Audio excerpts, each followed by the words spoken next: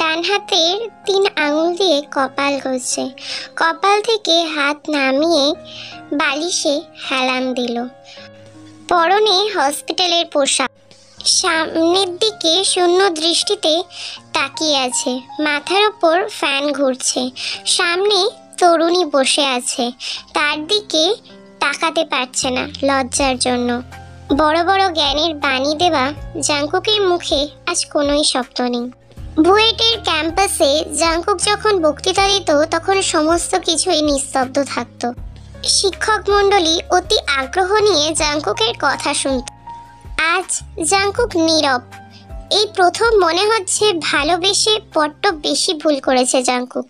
তাও আবার একবার না, দুবার একই ভুল করেছে। আজ নিজের অস্তিত্বেই প্রশ্নবিদ্ধ আছে। ফোনটা বাম হাতে ধরে আছে। আয়ুর মেসেজটা তে পড়েছে। এই মেসেজ পড়ার পর কোনো মেয়েরই মাথার ঠিক থাকে না, সেটাই স্বাভাবিক। সেখানে তে তো কিশোরী, আবেগ অনুভূতির সংমিশ্রণ আছে ওর মধ্যে। কি করে মেনে নেবে ভালোবাসার মানুষের এই রূপ? আমি আসছি আঙ্কেল, রেস্ট নিন আপনি, বাবা বাইরে অপেক্ষা করছে। আঙ্কেল শুনে মনে হলো কেউ ধারালো শান দেওয়া ছুরি দিয়ে জাংকুকের বুকে আঘাত করল। তে চলে যেতে নিলেই জাংকুক ওর হাতটা ধরে সাথে সাথে বুকে টেনে নেয়। তে টাল সামলাতে না পেরে জাংকুকের বুকের ওপর পড়ে যায়। সরি মোনালিসা, এভাবে ফেলে যেও না, চোখের অগোচরেও কিছু সত্য থাকে। নিজেকে ছাড়িয়ে তে উঠে দাঁড়িয়ে বলল, কাইয়ের সাথে এঙ্গেজমেন্ট নেক্সট ফ্রাইডে। বাবাকে হ্যাঁ বলে দিয়েছি। জাংকুক আর পরিবারকে সাথে নিয়ে চলে আসবেন। Very good. তাহলে হাসপাতালে বলে দিই আইসিইউ এর ব্যবস্থা যেন করে রাখে আমার জন্য। তে থমকে দাঁড়ালেও পিছন ফিরে চাইল না, বাবাকে পাঠিয়ে দিল। কিছুক্ষণ পর আরএম হন্তদন্ত হয়ে জাংকুকের কেবিন থেকে বের হয়, তেকে নিয়ে বাড়ি যায়। কাইয়ের পরিবারকে ফোন করে জানালো যেন তারা প্রস্তুত থাকে। কফি হাতে লিসা উপরে যাবার সময় জেনি বাধা দেয়, বলে নিজেই যাবে। অনেকদিন ভাইয়ের সাথে কথা হয় না বসে। হাসপাতাল থেকে জাংকুক এসেছে আজ 5 দিন হলো। এত অসুস্থতার ভিতরেও কাজ আর কাজ। একটু আগে বাইরে থেকে এসে সোজা রুমে গিয়েছে, দরজা নক করলো। এসো দিদি। বুঝিস কি করে কুকি? তোমার পায়ের আওয়াজ বুঝবো না দিদি, এটা কখনো হয়? বসো। কেমন আছিস ভাই? এই তো বিন্দাস, যেমন দেখছো। ভাবলাম একটু গল্প করি তোর সাথে, একটু পর যে হোপরা আসছে। জানি আমি, ওকে খবরটা না দিলেও পারতে। তড়িঘড়ি করে লন্ডন থেকে আসা কম কথা নয়। ভালো কিছু রান্না করো, 3 ভাই বোন মিলে খাবো। এতদিন ছাইপাশ খেয়েছে শুধু। স্যুপ, বয়েলড ভেজিটেবল খেতে ভালো লাগে না দিদি? কাল তো তেদের ওখানে যেতে হবে। আরএম ফোন করেছে, কি গিফট দিই বলতো? জাংকুক আলমারির কাছে গিয়ে আলমারির ভিতর থেকে একটা গিফট বক্স বের করে দিদির হাতে দিল। Diamond ring? কবে কিনলি? কিনেছিলাম অনেক আগে। আমি তো পড়াতে পারবো না, তুমিই দিয়ে দিও। তুই যাবি না? শুনলাম রেজিস্ট্রি হয়ে যাবে। না, কাজ আছে অনেক, পরে গিয়ে দেখা করে নেব। রেজিস্ট্রি হয়ে যাবে কে বলেছে তোমায়? রোজ বলেছে। এখনো যোগাযোগ আছে তোমার সাথে? জেনি চুপ। খুব করে চাইতো রোজের মতো একটা সুন্দর মেয়ে ভাইয়ের বউ হোক, কিন্তু ভাগ্যদোষে তা হলো না।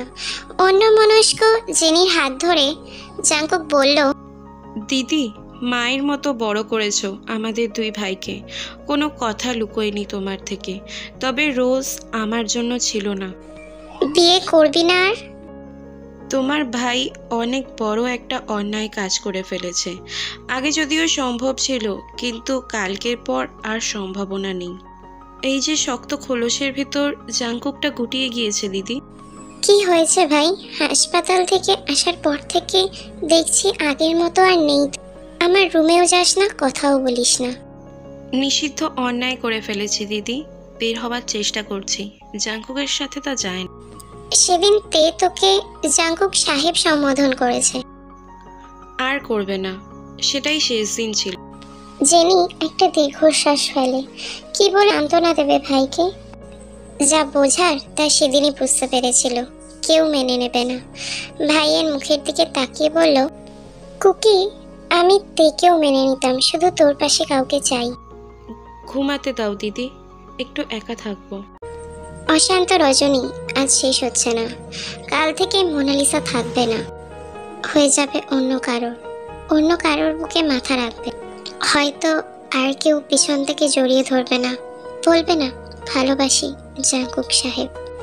এই শক্তপোক্ত বলিষ্ঠ শ্যামবর্ণের মানুষটাকে কাঁদতে দেখেছে খুব কম জন, অথচ আজ অবলীলায় দুচোখ দিয়ে অশ্রু ঝরছে জাঙ্কুকের। দুহাত দিয়ে যতই মুছছে ততই অশ্রু বেড়ে চলেছে। চিৎকার করে আকাশকে বলতে ইচ্ছা করছে, মোনালিসাকে বলো আকাশ, আজ তার জাঙ্কুক সাহেব কাঁদছে তার জন্য। তুমি অন্য কারোর সাথে কেন ঘর বাঁধবে মোনালিসা? কথা দিয়েছিলে আমার হবে। বাচ্চার চিৎকার, কলের জলের আওয়াজ, রান্নাঘরে বাসন নাড়ার শব্দ, কানের কাছে অনেক মানুষের কথা বলার শব্দ। আত্মীয় স্বজনের ভিড়ে ঘুমাতে পারেনি সারা রাত, এখন মাথাটা ম্যাচ ম্যাচ করছে। বিয়ে বাড়ি মানেই ঝামেলা। সারা রাত ধরে কাইয়ের সাথে কথা বলে তে এখন বিরক্ত হয়ে আছে। না চাইতেও কাইয়ের দিকে মন দিচ্ছে। কয়েকটা দিন রাতে ঘুম হচ্ছে না। এমন সময় রোজ এসে তাড়া দিল উঠে ব্রেকফাস্ট করতে। রোজ নিজের হাতে খাইয়ে দিল তেকে। কিছুক্ষণ পর তেকে একটা হলুদ শাড়ি পরিয়ে দিল রোজ। তে সমস্ত কিছু চুপচাপ দেখছে। ওর খুব হাসি পাচ্ছে, মনে হচ্ছে ওকে বোধহয় বিদায় করতে পারলে সবাই বেঁচে যায়। আজকের পর ভুলে যাবে কয়েকদিনের জন্য একটা ছায়া ছিল ওর সাথে, আজ আর নেই। এটাই সত্যি, অন্ধকারের ছায়াও ছেড়ে চলে। অসহ্য মরণ যন্ত্রণা সহ্য করছে তে। আজ হয়তো মানসিকভাবে নিজেকেই মৃত ঘোষণা করবে। আরিম রুমে ঢুকলো, মেয়ের দিকে তাকিয়ে কিছুটা হেসে মেয়ের পাশে বসলো। বাবার মুখের দিকে তাকিয়ে মুগ্ধ হয়ে তে বলল, তোমার খুব কষ্ট তাই না বাবা? আমি চলে গেলে তুমি নিশ্চিন্ত হবে, আমি জানি। এত চিন্তা করো না, তোমার মেয়ের কাছে তোমার হাসি মুখটা সবার আগে। মা, তুমি ভালো থাকবে কাইয়ের সাথে। হ্যাঁ বাবা। আরিম চলে যাওয়ার জন্য পা বাড়ালি তে বলে, বাবা জাঙ্কুক সাহেবকে বলো আমার ওনার কাছে একটা শেষ ইচ্ছা আছে। আজ যেন উনি উপস্থিত থাকে। উনি অসুস্থ আমি জানি, তাও যদি আসতো ভালো লাগতো। আরিম বলে রুম থেকে বেরিয়ে গেল। অন্যদিকে আরিমের ফোন পেয়ে জাঙ্কুকের মন আরো বেশি অশান্ত হয়ে উঠেছে। খাবার টেবিলে টুংটাং আওয়াজটা সবার কানে লাগছে। জেহোপ, লিসা, জাঙ্কুক একে অন্যের দিকে তাকাচ্ছে। জাঙ্কুক একবার চামচ নাড়ছে, অন্যবার আওয়াজ করছে। কি করছে জাঙ্কুক? পাপা কি করছো বাচ্চাদের মতো? খাচ্ছ না কেন? আচমকা ছেলের কথা শুনে মিষ্টি হেসে জাঙ্কুক বলল, বাবা খেতে ইচ্ছা করছে না আমার, তোমরা খেয়ে নাও। দাদা তুমি তো কিছুই খেলে না। দিদি বলল ডাক্তার বলেছে সময় মতো খেতে। J Hope, I have done, you carry on. J Hope দাদার মুখের ওপর কখনো কথা বলেনি, তাই আর জোর করতে পারল না। জাঙ্কুক এখনো ছোট ভাইকে ছেলের মতো স্নেহ করে। জেহোপের ভরসার শ্রদ্ধার একমাত্র মানুষ। দাদা কুয়োতে ঝাঁপ দিতে বললেও বলবে ঠিক আছে দাদা। বাবা মা মারা যাবার পর সমস্ত দায় দায়িত্ব নিজের কাঁধে তুলে মানুষ করেছে জেহোপকে জাঙ্কুক। পাল্টা প্রশ্ন কখনো করেনি দাদাকে। জাঙ্কুক প্রায়ই বলে যে তার বাবা কাকার সম্পর্ক দেখে তার বন্ধুরা প্রশংসা করে। জেনি হাসে। শত কষ্টের পরেও জাঙ্কুক কখনো তার ভাইকে অভাব বুঝতে দেয়নি। জেহোপকে পুলিশ একাডেমিতে র্যাঙ্ক পড়ায় জাঙ্কুক, অ্যাওয়ার্ড ডেডিকেট করে জাঙ্কুককে। সে চায় তার ভাই এই সম্মানটা পাক। জেহোপকে ট্রেনিংয়ের জন্য বা বিভিন্ন মিশনের জন্য প্রায় দেশের বাইরে যেতে হয়। জাঙ্কুকের ভাষ্যমতে জেহোপ হলো তার গর্ব। পুলিশের জবটা মহৎ জব, যদি দায়িত্ব পালনে অবহেলা না করে। জাংকুক টেবিল থেকে উঠে রুমে এসে ফ্রেশ হয়ে নিল অফিসে যাবে বলে। বাড়িতে থাকলে তার দম আটকে আসবে। বসার ঘর আজ অতিথিতে ভরা, ঘরোয়া আয়োজন। এরপর আত্মীয় স্বজন সবাই আছে আরেমের। লাল শাড়ি পরিহিত তের আর বুঝতে বাকি নেই বিয়েটা বাবা আজই দিয়ে দেবে। ন্যান্সি বসে বসে ফোন ঘাঁটছে। সে জাংকুককে অনেকবার মেসেজ করেছে তের জন্য, কিন্তু কোনো রিপ্লাই আসেনি।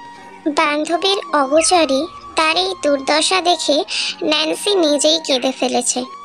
নিজের চোখের জল আড়াল রেখেছে যেন তে কষ্ট না।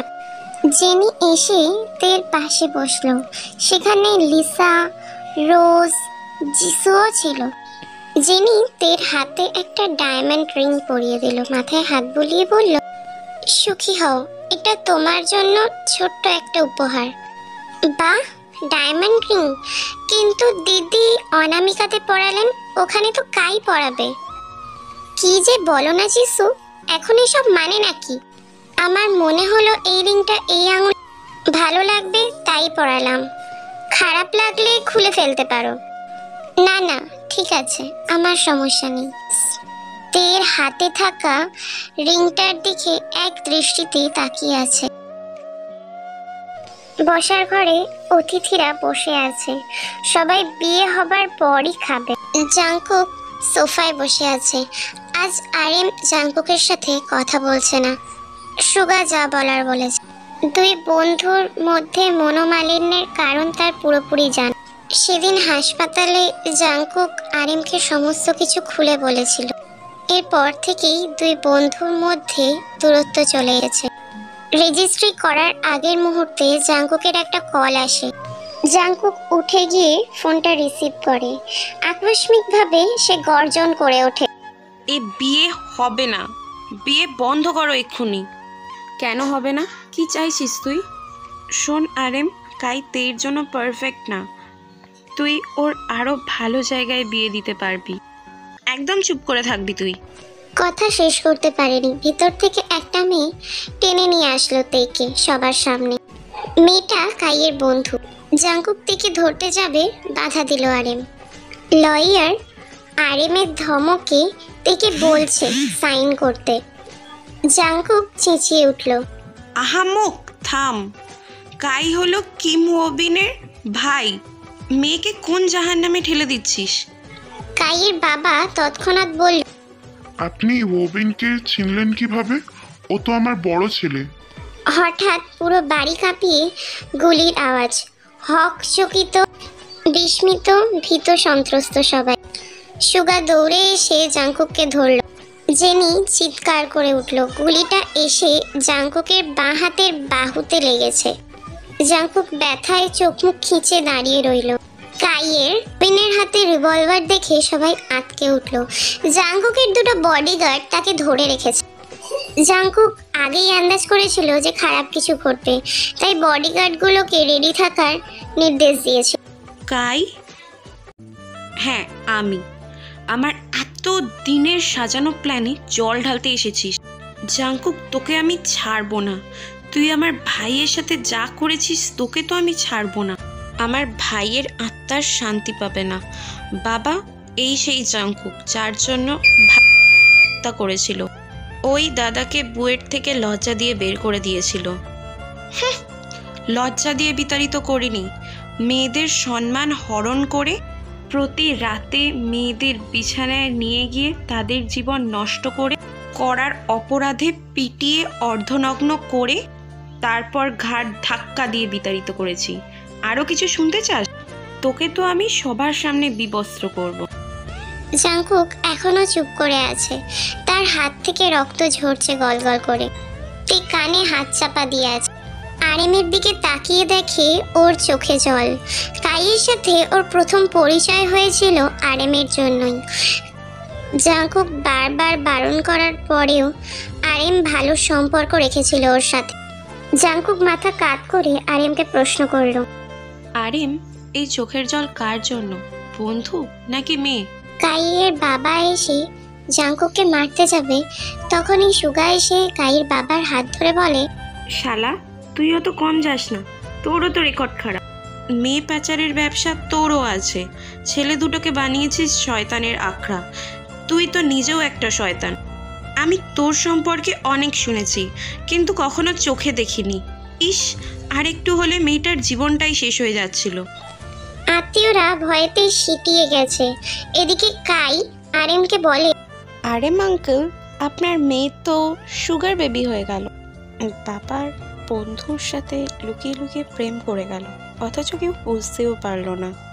তোকে তোর মোনালিসার সামনেই বিবস্ত্র করব আমি, জাঙ্কুকের বাচ্চা, ছাড়বো না। তুই আমার ভাইকে মেরেছিস। কথাটা শুনে পুরো ড্রয়িং রুমে বাজ পড়ার মতো হলো। তিয়া আর জাঙ্কুক প্রেম করছে। জাঙ্কুকের জল শক্ত হয়ে এলো। এত লোকের মাঝে তীর কখনো অপমান হোক সেটা সে কখনো চায়নি। মেয়েটাকে নিয়ে এখন কথা চালাচালি কুটকাচালি সব। এই মেয়ের মুখ দেখাতে কষ্ট হয়ে যাবে বাইরে। জাঙ্কুকের ইশারা পেয়ে জাঙ্কুকের ড্রাইভার, বডিগার্ড দুজন সহ আরও 3 জন এসে উপস্থিত। বাড়ি থেকে বের করে ওদের নিয়ে যাচ্ছে টেনে হিঁচড়ে। কাই যেতে যেতে গলা ফাটিয়ে চিৎকার করে বলে, আমি এসে তোকে দেখে নেব জাঙ্কুক, সাথে তোর কচি প্রেমিকাকেও। খবরদার কাই, নিজে দুশ্চরিত্র হয়ে আমার নাতনির গায়ে কলঙ্ক ছেটাবে না। জিজ্ঞেস করুন আপনার অতি সম্মানের জিওন জাঙ্কুক আর আপনার নাতনিকে। রোজ নিষ্পলক চেয়ে আছে পেট দিক। আস্তে আস্তে কাইয়ের গলার স্বর ক্ষীণ হয়ে আসলো। ততক্ষণে ওকে সরিয়ে ফেলা হয়েছে। আত্মীয় স্বজন সবাই চলে গেছে, ঘনিষ্ঠ আত্মীয় ছাড়া। হ্যালো কিউটিস, আমি ক্যারেক্টারগুলোকে একটু চেঞ্জ করেছি। অ্যাট ফার্স্ট আমি আরএমের বাবাকে কাই দিয়েছিলাম, কিন্তু এখন সেটা চেঞ্জ করে অন্য একজনকে দিলাম। আর কাই লিটারালি ভিলেন হয়ে গেছে।